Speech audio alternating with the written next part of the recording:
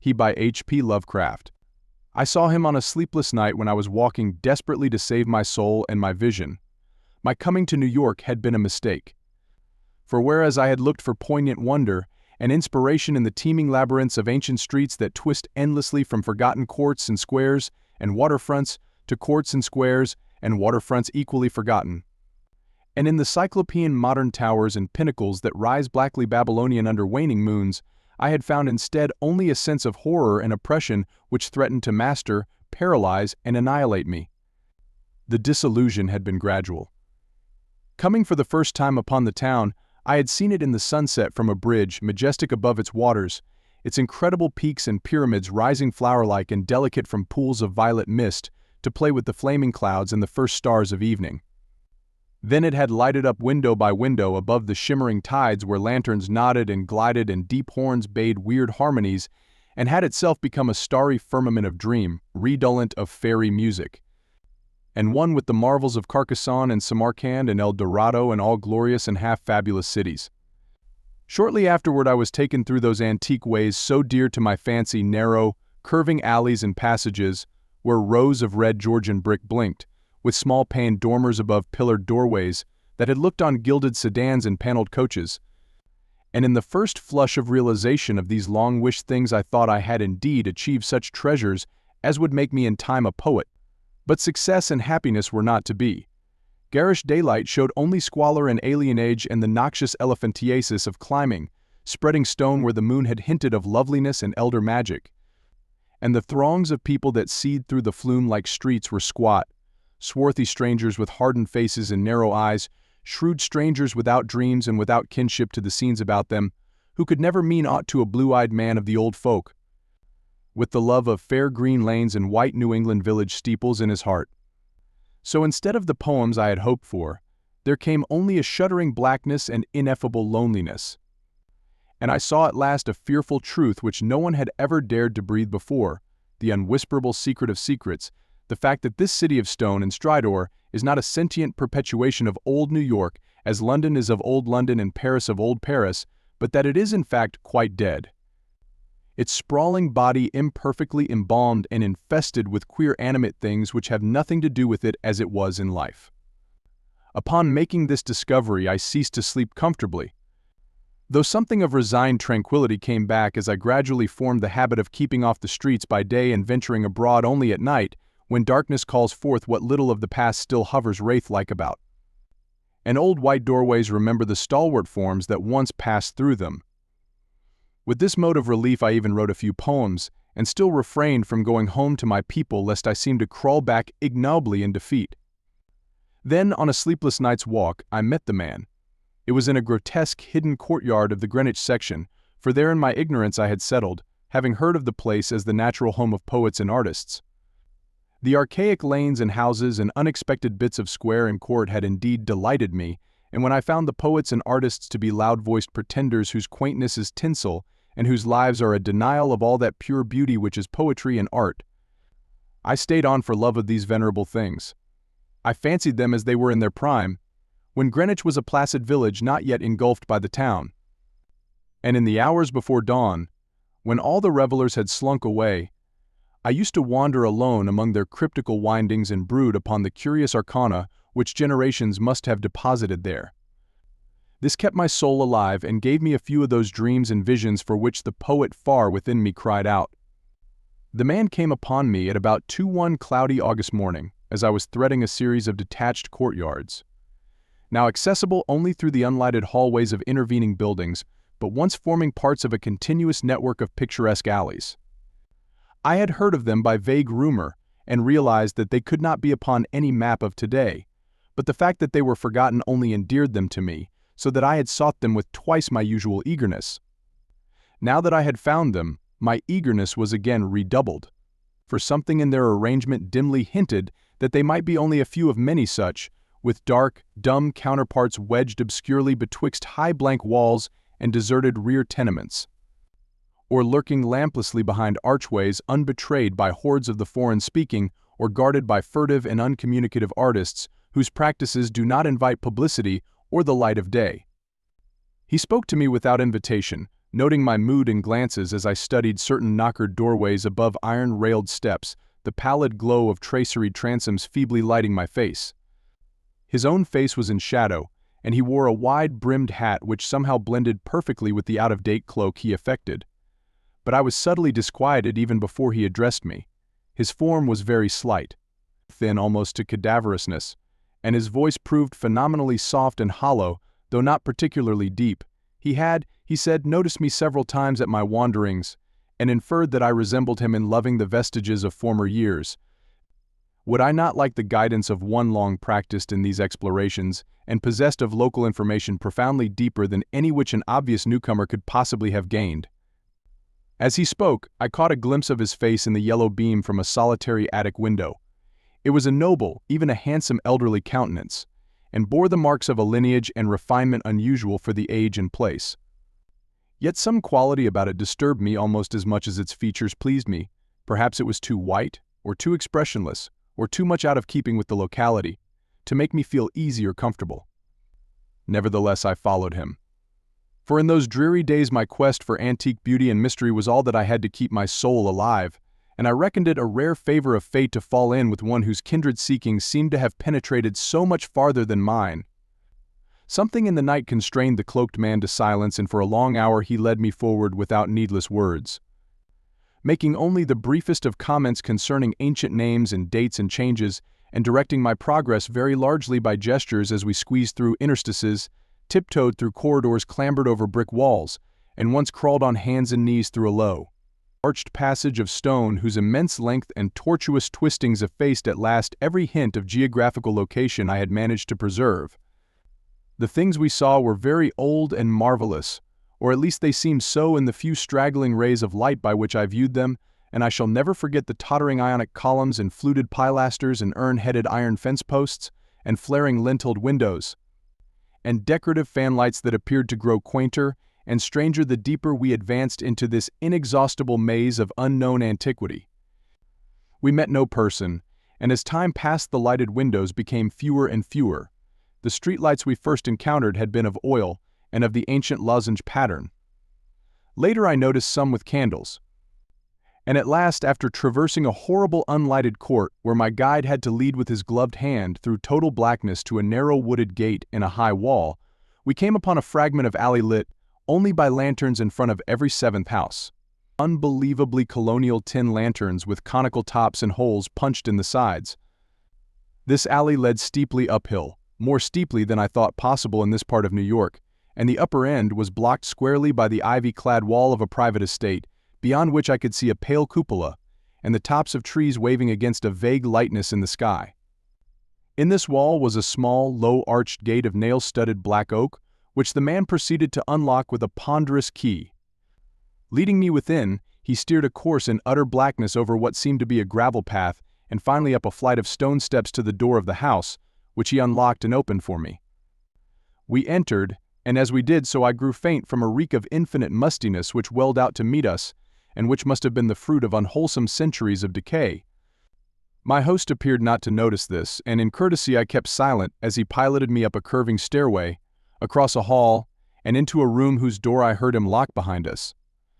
Then I saw him pull the curtains of the 3 small paned windows that barely showed themselves against the lightening sky, after which he crossed to the mantel, struck flint and steel, lighted 2 candles of a candelabrum of 12 sconces, and made a gesture enjoining soft-toned speech.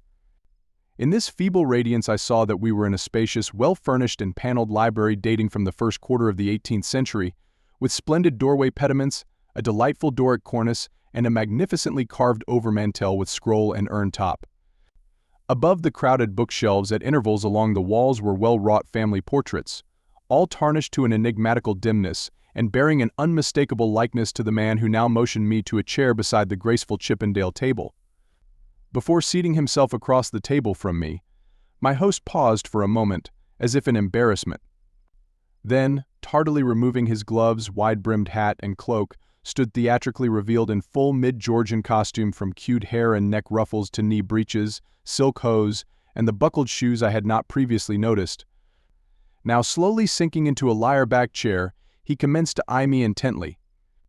Without his hat, he took on an aspect of extreme age which was scarcely visible before, and I wondered if this unperceived mark of singular longevity were not one of the sources of my disquiet.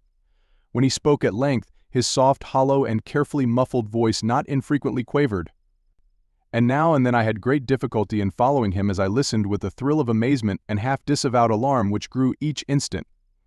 "You behold, sir," my host began, a man of very eccentrical habits, for whose costume no apology need be offered to one with your wit and inclinations. Reflecting upon better times, I have not scrupled to ascertain their ways and adopt their dress and manners. An indulgence which offends none if practiced without ostentation. It hath been my good fortune to retain the rural seat of my ancestors, swallowed though it was by two towns, first Greenwich, which built up hither after 1800, then New York, which joined on near 1830. There were many reasons for the close keeping of this place in my family, and I have not been remiss in discharging such obligations. The squire who succeeded to it in 1768 studied Sartain arts and made Sartain discoveries, all connected with influences residing in this particular plot of ground, and eminently deserving of the strongest guarding. Some curious effects of these arts and discoveries I now purpose to show you, under the strictest secrecy. And I believe I may rely on my judgment of men enough to have no distrust of either your interest or your fidelity. He paused, but I could only nod my head. I have said that I was alarmed, yet to my soul nothing was more deadly than the material daylight world of New York, and whether this man were a harmless eccentric or a wielder of dangerous arts, I had no choice save to follow him and slake my sense of wonder on whatever he might have to offer. So I listened. To my ancestor, he softly continued, there appeared to reside some very remarkable qualities in the will of mankind, qualities having a little suspected dominance not only over the acts of one's self and of others, but over every variety of force and substance in nature, and over many elements and dimensions deemed more universal than nature herself.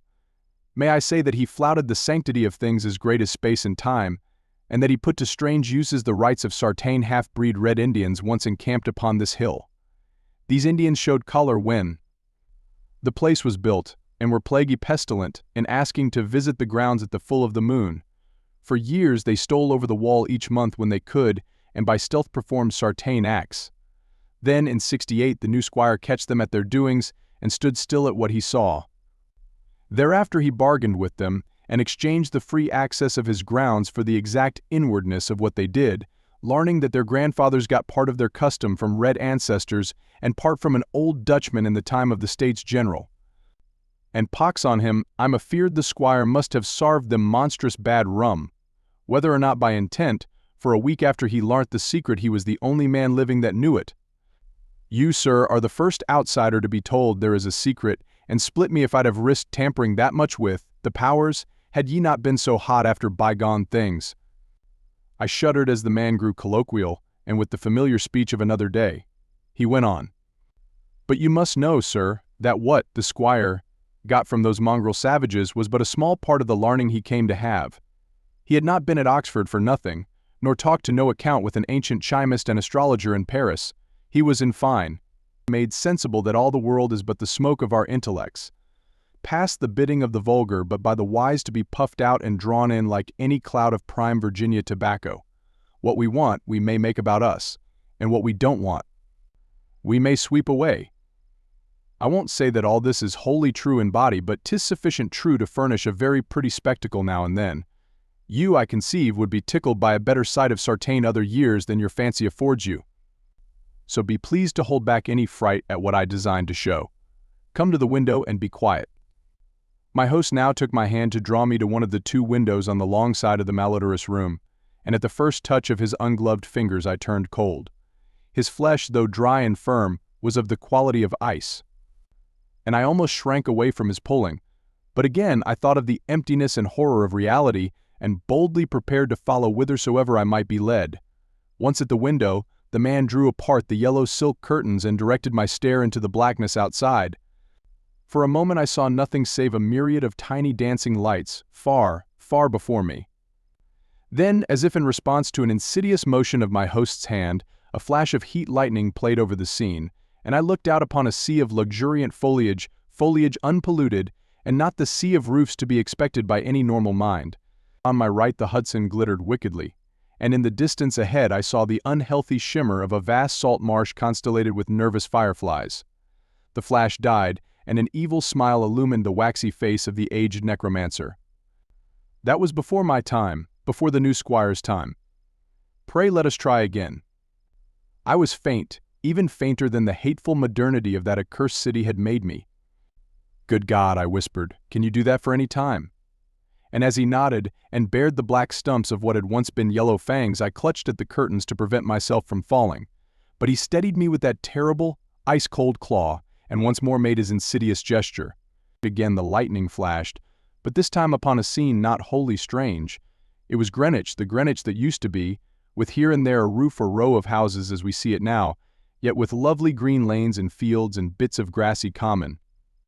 The marsh still glittered beyond, but in the farther distance I saw the steeples of what was then all of New York. Trinity and St. Paul's and the brick church dominating their sisters, and a faint haze of wood smoke hovering over the whole. I breathed hard, but not so much from the sight itself as from the possibilities my imagination terrifiedly conjured up. Can you, dare you, go far? I spoke with awe, and I think he shared it for a second, but the evil grin returned. Far. What I have seen would blast ye to a mad statue of stone. Back, back, forward, forward, look ye pooling lackwit. And as he snarled the phrase under his breath, he gestured anew, bringing to the sky a flash more blinding than either which had come before. For full 3 seconds I could glimpse that pandemoniac sight, and in those seconds I saw a vista which will ever afterward torment me in dreams. I saw the heavens verminous with strange flying things, and beneath them a hellish black city of giant stone terraces with impious pyramids flung savagely to the moon, and devil lights burning from unnumbered windows. And swarming loathsomely on aerial galleries I saw the yellow, squint-eyed people of that city, robed horribly in orange and red and dancing insanely to the pounding of fevered kettle drums, the clatter of obscene crotala, and the maniacal moaning of muted horns, whose ceaseless dirges rose and fell undulantly like the wave of an unhallowed ocean of bitumen. I saw this vista, I say, and heard as with the mind's ear the blasphemous Dom-Daniel of cacophony which companioned it. It was the shrieking fulfillment of all the horror which that corpse city had ever stirred in my soul, and forgetting every injunction to silence I screamed and screamed and screamed as my nerves gave way and the walls quivered about me. Then, as the flash subsided, I saw that my host was trembling too. A look of shocking fear half blotting from his face the serpent distortion of rage which my screams had excited, he tottered, clutched at the curtains as I had done before, and wriggled his head wildly, like a hunted animal. God knows he had cause, for as the echoes of my screaming died away there came another sound so hellishly suggestive that only numbed emotion kept me sane and conscious. It was the steady, stealthy creaking of the stairs beyond the locked door, as with the ascent of a barefoot or skin-shod horde. And at last the cautious, purposeful rattling of the brass latch that glowed in the feeble candlelight. The old man clawed and spat at me through the moldy air, and barked things in his throat as he swayed with the yellow curtain he clutched. The full moon. Damn ye, ye yelping dog. Ye called em. And they've come for me. Moccasined feet, dead men, gad sink ye, ye red devils, but I poison no rum of yours. Haven't I kept your pox-rotted magic safe? Ye swilled yourselves sick, curse ye, and yet must needs blame the squire. Let go, you! Unhand that latch. I've naught for ye here. At this point 3 slow and very deliberate raps shook the panels of the door, and a white foam gathered at the mouth of the frantic magician. His fright, turning to steely despair, left room for a resurgence of his rage against me, and he staggered a step toward the table on whose edge I was steadying myself. The curtains, still clutched in his right hand as his left clawed out at me, grew taut and finally crashed down from their lofty fastenings, admitting to the room a flood of that full moonlight which the brightening of the sky had presaged. In those greenish beams the candles paled, and a new semblance of decay spread over the musk-reeking room with its wormy paneling, sagging floor, battered mantel, rickety furniture, and ragged draperies. It spread over the old man, too, whether from the same source or because of his fear and vehemence, and I saw him shrivel and blacken as he lurched near and strove to rend me with vulturine talons. Only his eyes stayed whole, and they glared with a propulsive, dilated incandescence which grew as the face around them charred and dwindled. The rapping was now repeated with greater insistence, and this time bore a hint of metal. The black thing facing me had become only a head with eyes, impotently trying to wriggle across the sinking floor in my direction and occasionally emitting feeble little spits of immortal malice. Now swift and splintering blows assailed the sickly panels, and I saw the gleam of a tomahawk as it cleft the rending wood. I did not move, for I could not, but watched dazedly as the door fell in pieces to admit a colossal, shapeless influx of inky substance starred with shining, malevolent eyes. It poured thickly, like a flood of oil bursting a rotten bulkhead, overturned a chair as it spread, and finally flowed under the table and across the room to where the blackened head with the eyes still glared at me. Around that head it closed, totally swallowing it up, and in another moment it had begun to recede, bearing away its invisible burden without touching me, and flowing again out that black doorway and down the unseen stairs which creaked as before, though in reverse order. Then the floor gave way at last, and I slid gaspingly down into the nighted chamber below, choking with cobwebs and half swooning with terror. The green moon, shining through broken windows, showed me the hall door half open. And as I rose from the plaster-strewn floor and twisted myself free from the sagged ceiling, I saw sweep past it an awful torrent of blackness, with scores of baleful eyes glowing in it. It was seeking the door to the cellar, and when it found it, vanished therein. I now felt the floor of this lower room giving as that of the upper chamber had done, and once a crashing above had been followed by the fall past the west window of something which must have been the cupola. Now liberated for the instant from the wreckage, I rushed through the hall to the front door, and finding myself unable to open it, seized a chair and broke a window, climbing frenziedly out upon the unkempt lawn, where moonlight danced over yard-high grass and weeds. The wall was high and all the gates were locked, but moving a pile of boxes in a corner I managed to gain the top and cling to the great stone urn set there. About me in my exhaustion I could see only strange walls and windows and old gambrel roofs. The steep street of my approach was nowhere visible, and the little I did see succumbed rapidly to a mist that rolled in from the river despite the glaring moonlight. Suddenly the urn to which I clung began to tremble, as if sharing my own lethal dizziness, and in another instant my body was plunging downward to I knew not what fate. The man who found me said that I must have crawled a long way despite my broken bones, for a trail of blood stretched off as far as he dared look. The gathering rain soon effaced this link with the scene of my ordeal, and reports could state no more than that I had appeared from a place unknown, at the entrance to a little black court off Perry Street. I never sought to return to those tenebrous labyrinths, nor would I direct any sane man thither if I could. Of who or what that ancient creature was, I have no idea, but I repeat that the city is dead and full of unsuspected horrors. Whither he has gone I do not know, but I have gone home to the pure New England lanes up which fragrant sea winds sweep at evening.